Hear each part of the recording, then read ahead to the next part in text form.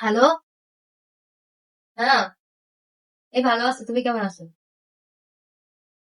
এই আলহামদুলিল্লাহ। একেবারে কুকু। করিয়ার নাই।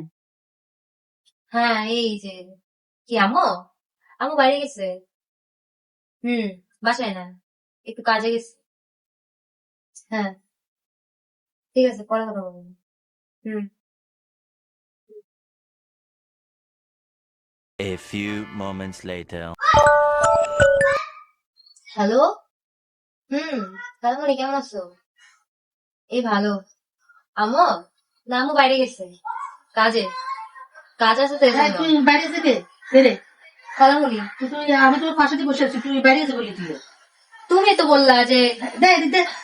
তুমি বাসায় নাই এটা বলতে। বলছি হ্যালো, ইয়ে রে তুই বালা করতে বাসায় আবি করতে কাল্লা কাল্লা আস। আচ্ছা ঠিক আছে, রাখি। হ্যাঁ, তুই আর বোনের কথা আর না বলি কিনবে, তুমি তো পুকুর বেলার সময় বললা যে তুমি বাসায় নাই এটা বলতে। সেই জন্য তুই আর বোনের বেলা আরো দিবি না, একটু বাসা দিয়ে বলে দাও পুকুর বেলার সময় যে তুমি তো আমার পাশে বসেছিলে, তখন তুমি বললাম তুমি বাইরে গেছো। কিন্তু না তোর ফুটবলায় গেছে ঠিক আছে, তোমার বোনের মধ্যে তুই আর দিবি না। কেন? হ্যাঁ, দিবি না? আমি বোনে আমরা কত কিছু, আমি কত কিছু আরে খাওয়ায় বা দিলে কত রকমের আইটেম খাওয়ায়, তুগুলো খাওয়াই না তোরে।